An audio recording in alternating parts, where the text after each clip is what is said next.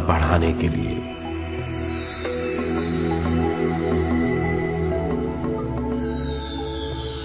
भरपूर विश्व शक्ति हमें केवल ध्यान से मिलती है।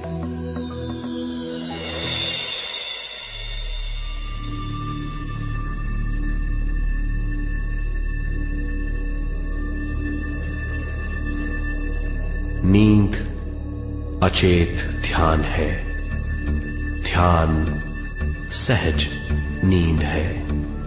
नींद में हमें थोड़ी सी ही शक्ति मिलती है, ध्यान से भरपूर शक्ति मिलती है।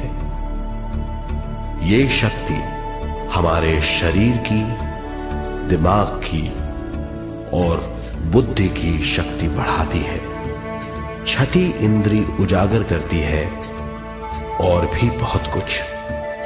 इस ज्ञान से बढ़ी हुई शक्ति से हम बिना तनाव के स्वस्थ और खुश रह सकते हैं। हमारी शक्ति बहुत बढ़ जाती है।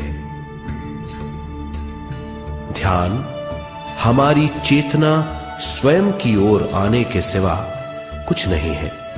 ध्यान से हम जानबूझकर अपने शरीर से दिमाग तक जाते हैं, दिमाग से ज्ञान और ज्ञान से स्वयं की ओर और उससे भी आगे पहुंच जाते हैं। ध्यान करने के लिए हमें अपनी शरीर की सारी हरकतों को बंद करना पड़ता है, जैसे शरीर का हिलना, देखना, बोलना और सोचना। ध्यान कैसे करते हैं, आइए देखते हैं।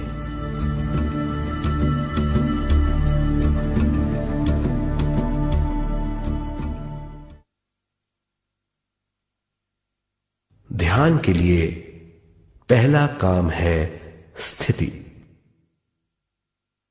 आप किसी भी तरह बैठ सकते हैं। बैठना आरामदेह और निश्चल होना चाहिए। हम जमीन और कुर्सी पर बैठकर ध्यान कर सकते हैं। ध्यान हम किसी भी जगह कर सकते हैं जहां हम सुखदायी हों। आराम से बैठिए, पैरों को मोड़िए, उंगलियों को फंसाइए, आंखें बंद कर लीजिए। अंदर और बाहर की आवाजों पर रोक लगाइए। किसी भी मंत्र का उच्चारण नहीं कीजिए।